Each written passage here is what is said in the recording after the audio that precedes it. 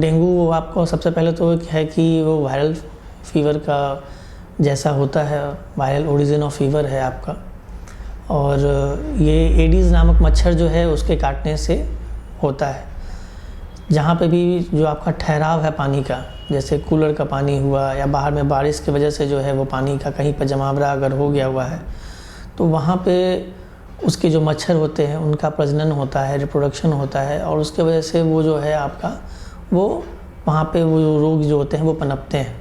और वो मच्छर अगर किसी ह्यूमन बीइंग यानी आदमी को अगर काटता है, तो मच्छर काटने के लगभग 2 या 3 दिन के बाद जो होता है वो आपका लक्षण सिम्टम्स जो होते हैं वो आना शुरू होता है। वैसा नहीं है कि फर्स्ट डे अगर मच्छर काटा और उसी दिन आपका जो सिम्टम्स आ जाएंगे, वैसा नहीं होता है।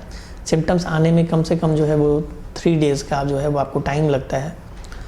और उसके बाद जो है मरीज़ आते हैं, उसमें होता है कि सबसे पहले जो बुखार जो होता है वो काफ़ी तेज़ बुखार होता है, और उसमें आपका जो है बहुत ही ज़ोर से कपकपी ठंडी जो बोलती हैं वैसा उनका कंप्लेंट रहता है। साथ में उसके साथ आपका जो है जोड़ों में दर्द होना, बदन में दर्द होना, सर्दी खांसी भी किसी को होना, और सर दर्द के साथ में आँखों के पास जो होता है दर्द होना, ये सब जो होता है वो सबसे कॉमन कंप्लेंट्स होते हैं।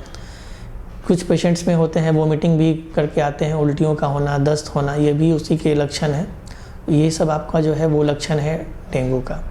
एक होता है कि घर बैठे आप डेंगू का ट्रीटमेंट कर सकते हैं किसी भी डॉक्टर के परामर्श से, ये नहीं कि आप खुद ही जो है उसे अपने से करते रहें। सबसे इम्पॉर्टेंट पार्ट जो है वो उसमें ये है कि हमारा जब भी डेंगू होता है या अगर आपको बुखार हुआ, तो आप अपने जो भी डॉक्टर हैं उनसे परामर्श लें।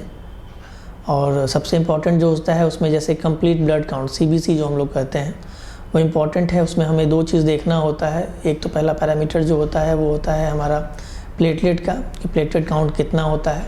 नॉर्मल जो है वो प्लेटलेट काउंट 1.5 लाख से 4 लाख हमारे शरीर में होना चाहिए। चूँकि ये वायरल फीवर है तो प्लेटलेट जो होता है वो किसी भी वायरल फीवर में जो होता है वो आपका थोड़ा डिक्रीजिंग ट्रेंड में रहता है। तो अगर 1.5 लाख से जैसे कि आपका अगर कम होता है प्लेटलेट, तो आप 50,000 तक अगर प्लेटलेट का अगर कमी है, तो आप इसे डॉक्टर के परामर्श से या OPD बेसिस, क्लिनिक बेसिस पर जो होता है वो आप घर के में ट्रीटमेंट उसमें रह सकते हैं। अगर 50,000 से कम अगर आपका प्लेटलेट आता है तो डेफिनेटली आपको हॉस्पिटल में एडमिशन की आवश्यकता है। और उसके साथ साथ जो होता है वो हमें ये ज़रूरी देखने का है होता है, जो सेकेंड पार्ट होता है हेमाटोक्रिट, HCT या PCV, पैक्ड सेल वॉल्यूम करके जो होता है वो एक हमारा CBC में वो एक पॉइंट होता है। ये दोनों पॉइंट जो है वो काफ़ी इम्पॉर्टेंट हैं। जो प्लेटलेट मैंने आपको बता दिया, हेमाटोक्रिट वो दर्शाता है कि हमारे शरीर से पानी का जो है, अगर हेमाटोक्रिट बढ़ते हुए क्रम में है तो इसका मतलब है कि हमारा जो हेमाटोक्रिट जो है अगर बढ़ा हुआ है, यानी कि हमारे शरीर से पानी का जो है वो आपका निकल रहा है, कि उसकी कमी हो रही है। तो वैसे कंडीशन में जो है अगर मरीज़ उल्टी कर रहे हैं तो वो पानी मुंह से नहीं ले पाएंगे, तो ऐसे जो है उनके वेन के थ्रू जो होता है IV फ्लूइड्स यानी पानी चढ़ाना जो हम लोग आमतौर के भाषा में बोलते हैं, वो हमें करना पड़ जाता है।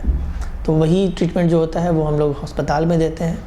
और उसके साथ जो होता है वो इनपुट और आउटपुट, यानी कितना आप पानी ले रहे हैं और कितना आप पेशाब कर रहे हैं, ये दोनों का जो होता है वो बैलेंस देखना ज़रूरी होता है। क्योंकि जब वो कॉम्प्लिकेशंस आगे आता है तो फिर वो हमारे फेफड़ों में या हमारे पेट में पानी का जो होता है वो जमावड़ा होने लगता है, जिससे जो पेशेंट्स होते हैं वो ये भी कंप्लेन करते हैं कि उनका पेट जो है वो भारी लग रहा है या सांस लेने में काफ़ी तकलीफ़ हो रही है। तो ये सब जो होते हैं वो डेंगू, सीवियर डेंगू के लक्षण होते हैं। तो वैसे कंडीशन में आपको अस्पताल में एडमिट होना है। अगर आपका प्लेटलेट अगर ऊपर है, आपका 1.5 लाख से 1 लाख के बीच में है या 70-80 हज़ार में भी इतना में है, आप अपने जो डॉक्टर्स हैं उनके रेगुलर फॉलोअप में रहें। जो डॉक्टर आपको एडवाइस करते हैं वो लेना है। सबसे इम्पॉर्टेंट चीज़ है पानी यानी हाइड्रेशन मेंटेन करने का।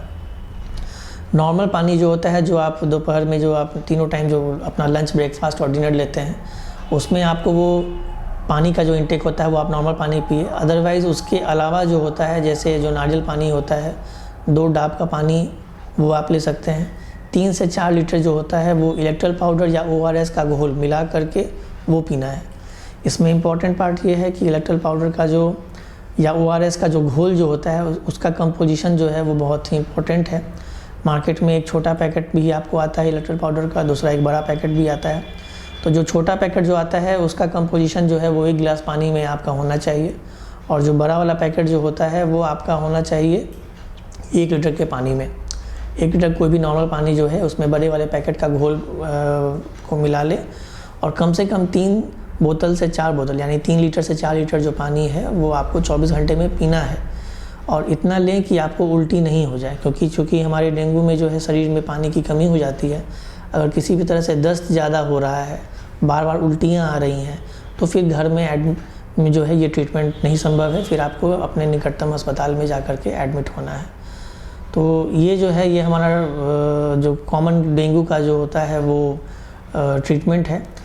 क्योंकि ये आपको वायरल फीवर की ओरिजिन है, जो कम से कम शुरुआती दौर में जो होता है वो 3 दिनों तक जो होता है। जब हमारे 3 दिन मच्छर के काटने के बाद जो हमारा सिम्टम्स आता है, तो 3 दिनों के बाद जो है बुखार के बाद में जो है वो आपका प्लेटलेट जो होता है वो डिक्रीजिंग ट्रेंड में होता है, यानी घटते हुए क्रम में होता है। तो 3 दिनों से लेकर के ये 6 दिन तक जो होता है पहले घटते हुए क्रम में होगा। जैसे ही बुखार आपका जो चला जाएगा तो बॉडी का इम्यूनिटी जो होता है वो कुछ दिनों के लिए जो होता है वो हमारा सप्रेस्ड होता है, जिसकी वजह से प्लेटलेट जो होता है वो बॉडी बनाना कम कर देता है, और इसलिए वो प्लेटलेट हमारा डिक्रीजिंग ट्रेंड में रहता है। जैसे ही हमारा बॉडी का इम्यूनिटी बढ़ता है, बुखार चला जाता है, तो प्लेटलेट जो है वो आपका फिर सडन राइज करेगा। आप देखिएगा कि आपका प्लेटलेट 3-4 दिनों से 30,000 है, 45,000 है, 40,000 है, और फिर अचानक देखिएगा कि वो सडन बाउंस करके 1.5 लाख चला गया, या 1,20,000, 30,000 ऐसे करके जो है प्लेटलेट में आपका बढ़ोतरी होता है। अब इसमें एक मिथ्या है जो हमारे सभी लोग, हमारे पेशेंट जैसे बोलते हैं कि बकरी का दूध या पपीते का रस या पत्ता, तो ऐसा कोई भी गाइडलाइन या कोई भी किताब जो है वो इसको एडवोकेट नहीं करता है। तो ये सब नहीं लीजिए, इससे और भी हानि है। क्योंकि वो पपीते का पत्ता का जो भी आपको दवा है मार्केट में, बिना पूछे भी हम लोग के सलाह के भी जो है वो लेते हैं, उससे वो सीवियर गैस्ट्राइटिस कराता है। मरीज़ को बहुत सारा जो होता है वोमिटिंग और पेन, एब्डोमेन, ये सभी लेकर के मरीज़ रहते हैं। और बकरी का दूध जो है वो भी कोई पिलाने के लिए ऐसा कोई भी गाइडलाइन जो है वो एडवोकेट नहीं करता है। तो कृपया इन दोनों चीज़ों से बचें और ये दोनों चीज़ नहीं लें। अब रह गई बात कि प्लेटलेट कब प्लेटलेट चढ़ाया जाए, क्योंकि मरीज़ को जो भी आते हैं वो लोग इतने डरे हुए रहते हैं कि नहीं हमको एडमिट हो जाना है और प्लेटलेट चढ़ा दीजिए, प्लेटलेट चढ़ा दीजिए, वैसे करके लोग मतलब कि काफ़ी लोग बोलते रहते हैं। तो प्लेटलेट चढ़ाने का भी एक अपना इंडिकेशन है। अगर मान लीजिए कि आपका प्लेटलेट जो है, जैसे गाइडलाइंस बोलते हैं कि 20,000 से कम अगर प्लेटलेट है हमारा, और अगर शरीर में कहीं से भी खून का रिसाव हो रहा है, जैसे कि हमारे जो मल में अगर काला पन आ रहा है, या हमारे शरीर से किसी भी तरह से खून का रिसाव होना, जैसे कि हमारे खखार में अगर खून आना या खून की उल्टियाँ होना, अगर वो होता है तो उसमें प्लेटलेट का जो कट ऑफ वैल्यू नहीं है, हमें प्लेटलेट अति शीघ्र उसमें एट अर्जेंट कंडीशन, वो एक इमरजेंसी होगी, उसमें हमें प्लेटलेट चढ़ाना है, चाहे प्लेटलेट आपका जो भी उसका वैल्यू का कट ऑफ हो। तो ये है प्लेटलेट चढ़ाने की बात। मैंने पानी का और इलेक्ट्रोल पाउडर का वो आपको बता दिया। एंटीबायोटिक्स का रोल जो है वो सिर्फ, चूँकि ये वायरल फीवर है तो एंटीबायोटिक्स का वैसे रोल जो होता है वो सिर्फ इसलिए होता है क्योंकि जब हमारा प्लेटलेट घटते हुए क्रम में होता है तो कोई भी सेकेंडरी इन्फेक्शन से बचाने के लिए जो होता है वो हम लोग इसमें एंटीबायोटिक्स देते हैं। बाकी और एंटीबायोटिक का इसमें कोई रोल नहीं है। तो और ये जैसे ही इसका भी जैसे हर बीमारी का एक अपना ड्यूरेशन होता है, वैसे ही इसका भी है आपको। तो 3 से 6 दिन के बाद में जैसे ही आपका ये बढ़ने लगता है, बुखार भी कमी हो जाती है, और फिर धीरे धीरे जो होता है वो मरीज़ भी इसमें ठीक होने लगते हैं। अब बीमारी जब ठीक हो जाता है उसके बावजूद भी जो है कमज़ोरी या शरीर में बदन में दर्द होना जो है वो आपको लगभग 10 से 14 दिन तक का जो है वो रहता है। और ये धीरे धीरे, जैसे आपका हाइड्रेशन जो होता है, ऐसा नहीं कि आपका प्लेटलेट बढ़ते हुए क्रम में हो गया तो अपना आप हाइड्रेशन पार्ट जो है वो आपको मेंटेन रखना है। जो भी डॉक्टर्स दवाई बोलते हैं उसको भी मेंटेन करना है, और अपने खाने पीने का ओरल इंटेक जो होता है वो आपको बढ़ा के रखना है। ऐसे करने से जो है आपको इसमें जल्दी या जो है वो मदद मिलेगी ठीक होने में।